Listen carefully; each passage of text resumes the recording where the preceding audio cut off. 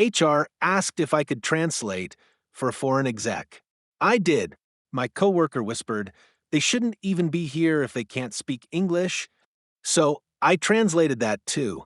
Loud, clear, directly, in front of the exec. She got promoted.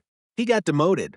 And when he asked me why, I just smiled and said, funny, she understood everything, especially what you said about, I work in a mid-sized tech company.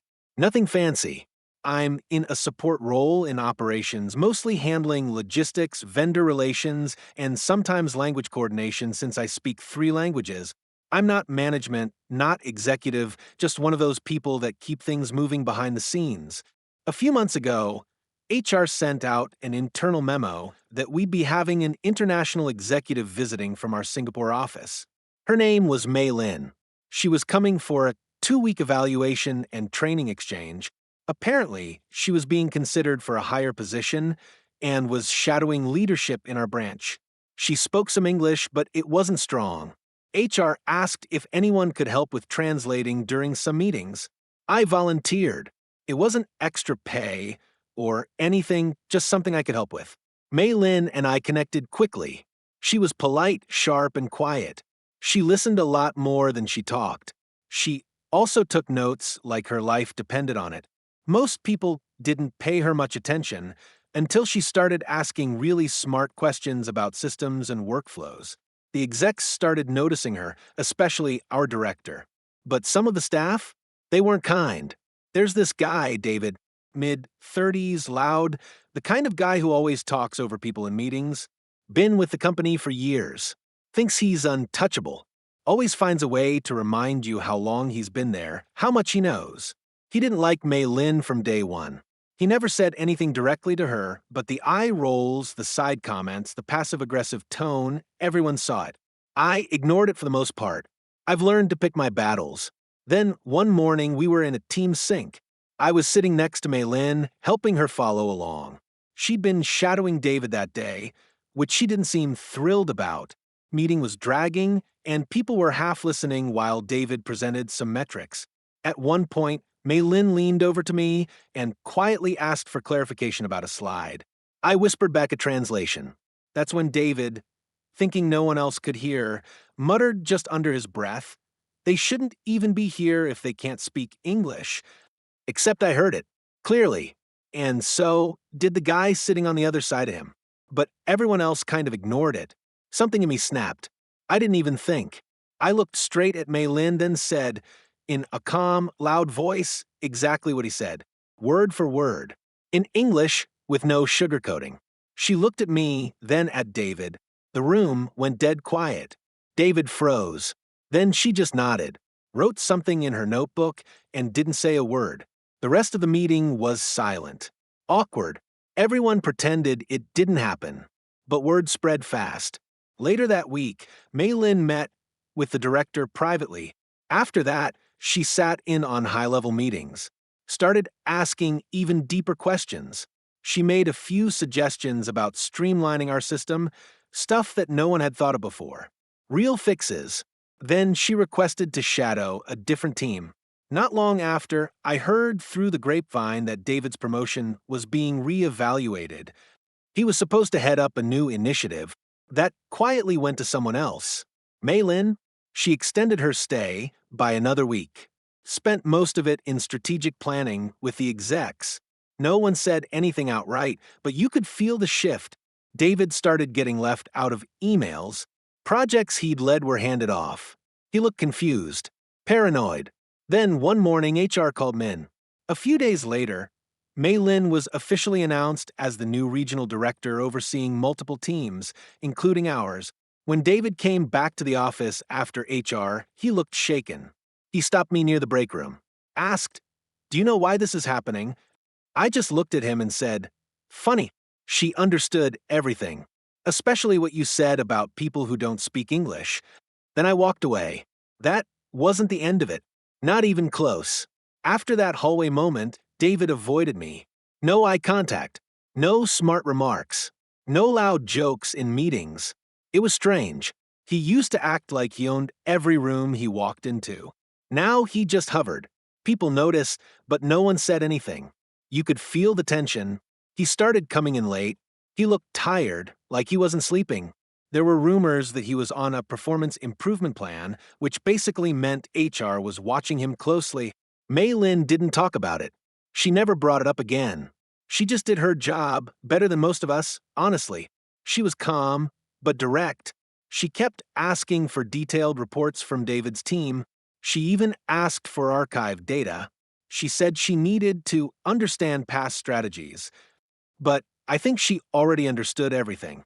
About a month in, Mei Lin called for a private review of several projects David had managed. She asked me to help translate some older communications and vendor logs. I didn't ask questions. I just helped. While going through the documents, I noticed something strange. David had been padding numbers on reports, small things, inventory costs that didn't line up, missed invoice dates, things that on their own could look like mistakes. But when you see the pattern, it's not a mistake. I flagged a few lines for her. She looked at them, nodded, and marked the pages. Still didn't say much. A week later, the internal audit team arrived. It was quiet, but serious. They didn't tell anyone why they were there. But it was obvious they were looking into David's team, his files, his projects, his budgets. That's when the mood shifted. David started getting loud again. He blamed others in meetings. He raised his voice with junior staff. He tried to play the victim. He even pulled me aside again and asked if I was siding with her. I just stared at him. Then, a few days later, I found out that David had complained to HR about me. He said I created a hostile work environment and humiliated him publicly. HR asked to speak with me. I told them exactly what happened in the meeting. I didn't hide anything. I even said I stood by what I did. I wasn't going to lie just to make him comfortable. HR said they understood, that I had nothing to worry about.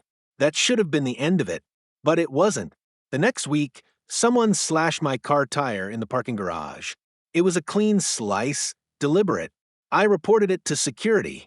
They said the cameras in that section weren't working that day. Nothing came of it. Then someone made an anonymous complaint about Mei Lin creating division in the workplace. A formal letter. HR showed it to her. She didn't flinch. She just said, "I know who sent it." At that point, the execs held a closed-door meeting. I wasn't in it. But after, things started moving fast. David's name disappeared from the internal company directory. He wasn't on any projects. His desk sat empty. No one said if he was fired or resigned. Just gone. But before he left, he did something else. Something worse. 2 weeks after David disappeared, I thought it was over. The air in the office was different, lighter. People smiled more. Even Mei Lin seemed more relaxed. But I was wrong to think that was the end. One Monday morning, I came in and found an envelope on my desk. No name, just folded, sealed, and sitting right on my keyboard. Inside were printed emails, private ones, some from my personal email, some from my work account, all out of context. There were screenshots of messages I had sent over the years, venting about bad managers, sharing frustrations with coworkers, making jokes, some of them sarcastic, some not smart to write down, even if they were private. Attached to it was a typed letter addressed to HR, claiming I had been disloyal, toxic, and a long-standing problem. It said I had teamed up with an executive to undermine coworkers and leadership. The letter ended by suggesting I be formally investigated for workplace misconduct. My stomach dropped. I went straight to Mei Lin. She read every page slowly. Then she handed it back and said one thing: he saved everything. It hit me. David must have copied my emails before he left. Probably kept records for months, waiting. It wasn't just about revenge. It was about taking me down with him. I got called into HR again. They were calm but serious. They said they had to follow up. I explained the situation. I told them how Mei Lin and I worked, what really happened, and how the envelope was clearly retaliation. I even mentioned the tire slashing, the anonymous letter, everything. HR said they believed me, but their faces didn't reassure me. Mei Lin requested that I be moved under her department directly. She said it would reduce conflict and remove distractions. That seemed to calm things. HR agreed. For a while, things settled, until another twist hit. A junior analyst named Jordan, young, quiet, kept himself, asked to meet with me privately. We barely spoke before. He looked nervous, kept checking over his shoulder. Then he told me something that made everything click. David hadn't acted alone. There was another person in the office, still there, who had helped him. Jordan found out by accident when he fixed a corrupted file on one of the shared drives. He found hidden folders, password protected, but sloppily labeled. Inside, more screenshots, logs, even a draft of the anonymous complaint, all traced back to a shared workstation that only a few people used. One of them was Heather. Heather worked in HR support. She and David were close, always had lunch, always whispered in corners.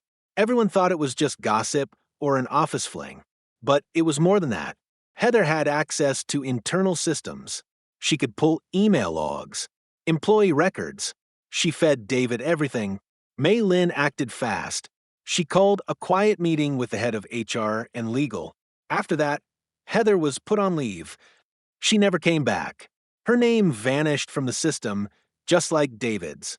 I thought maybe that was it. Maybe everything was out in the open now. But I hadn't seen the full picture yet. Because the real twist, the one Mei Lin had been working toward the whole time, was still coming. And it didn't just involve David or Heather. It involved the people above them. After Heather was quietly removed, things got quiet again. Too quiet. It felt like the building was holding its breath. Mei Lin was spending more time with upper execs, more than before. Every day, she was in meetings behind closed doors with people who usually kept their hands clean. Finance, compliance, risk, legal.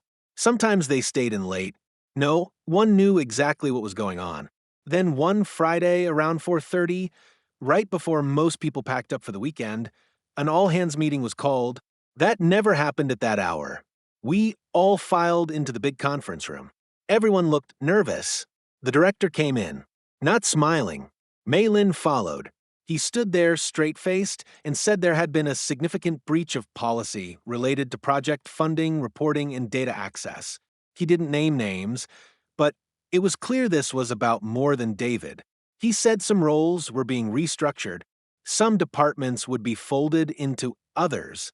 There would be an audit of past vendor contracts and project allocations. Then Mei Lin stepped forward.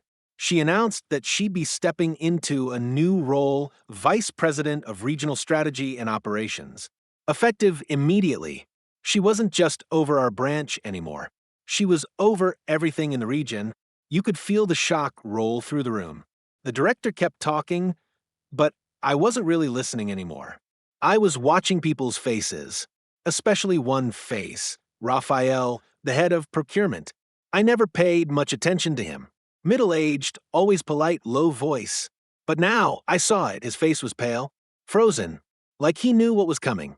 Turns out, Raphael had been quietly approving inflated vendor contracts tied to David's old team for over 2 years. Heather had flagged preferred vendors, which got sweetheart deals and inflated costs. David got his bonuses from hitting margins. Raphael approved the payments. Heather cleaned the records. It had been a 3-person system, but it went higher. Raphael didn't act alone. He had cover from a VP in finance, a guy named Mark. The two of them kept it buried, tweaking numbers just enough to avoid scrutiny. When Mei Lin started digging into the old files, she found the pattern. Then she confirmed it with Jordan's help. It had all been hiding in plain sight. Over the next week, there were quiet exits. Raphael was retiring early. Mark was taking time away. 3 others in finance resigned. The company never made a public statement. They just deleted names from the internal chart and reshuffled titles. Then, out of nowhere, HR reopened my case. They said they had to re-review past conduct. They asked for a formal interview. They wanted to talk about the anonymous complaint again, even though Heather was already gone. Something didn't add up. Later that night, Mei Lin called me into her office. She looked tired, like she hadn't slept. She slid a file across the table. Inside were copies of emails between Raphael and Mark. One of them mentioned me directly. My name. It said I was getting too close to Mei Lin and might be a problem later. They had tried to preemptively destroy my name to protect themselves. The complaint? That envelope? It wasn't David's idea. He had been used. A pawn. Raphael and Mark fed him information. Heather passed it along. David just carried it out. That was the moment I realized none of this started with me. It just ended with me. Because I spoke up. Because I translated a sentence loud enough for the wrong people to hear. But Mei Lin wasn't finished yet. She had one more move to make, and it would be the one that ended all of them, for good. Mei Lin wasn't loud about what came next. She never raised her voice. She didn't rant. She didn't threaten. She just acted. She handed me a list of files to pull, contracts, budgets, timestamp chats, approvals. She was calm, but I could tell she was boiling underneath. For weeks, she had been moving in silence, collecting everything. Every lie, every fake number, every cover-up. David and Heather were just symptoms. Raphael and Mark were the root. And now she had enough. She took it all to the board. We didn't know when it happened, just that it did. One morning, we came in and Mei Lin was gone. No word. Her office was locked. People whispered. Then, 2 days later, an emergency company-wide Zoom was announced. All offices, all regions. The message was short. An external investigation had been launched. Not internal, external, independent. Finance and compliance were cooperating. Mei Lin had filed a report directly with the company's legal team and outside regulators. She had bypassed the internal chain entirely. 2 days after that, the board suspended the director. Quietly. No explanation. Just gone. His calendar disappeared. His email bounced. His assistant cleaned out his desk alone. It turned out he had ignored Mei Lin's early warnings, had even told her not to cause friction with senior staff. She'd gone to him 3 times with red flags. He buried every single one. That silence cost him everything. By the end of the month, 6 executives were fired. Not laid off. Fired. For cause. David was called back for questioning. I heard they found files on his personal hard drive, things he shouldn't have had. He tried to deny it. Blamed Heather. Blamed me. But no one cared. He wasn't a threat anymore. Just a man burning on the bridge he built himself. Heather was subpoenaed. So was Raphael. So was Mark. Vendor contracts were canceled. Bonuses were clawed back. A quiet lawsuit was filed. We weren't allowed to talk about it, but everyone knew. And me? I stayed quiet. Did my job. Helped where I could. One day, Mei Lin came back. She didn't say much. Just walked to her new office, top floor now, and waved at me through the glass. 2 weeks later, I got a promotion. New title. Salary bump. Better hours. No announcement. Just an email with her name in the signature. But the real ending came a few months later. I was in the parking lot late. Everyone was gone. And I saw him, David, leaning on an old car. Dressed rough. Eyes sunken. He looked like he hadn't slept in days. He walked up to me slowly. Asked, "Why'd you do it?" I didn't smile. I didn't say anything at first. Then I looked at him and said, simple and quiet. She understood everything. Especially what you said that day. He stood there for a second like he was waiting for more, but I just got in my car. Drove off. Left him there. That's the part he never understood. It wasn't revenge. It was just the truth, finally said out loud.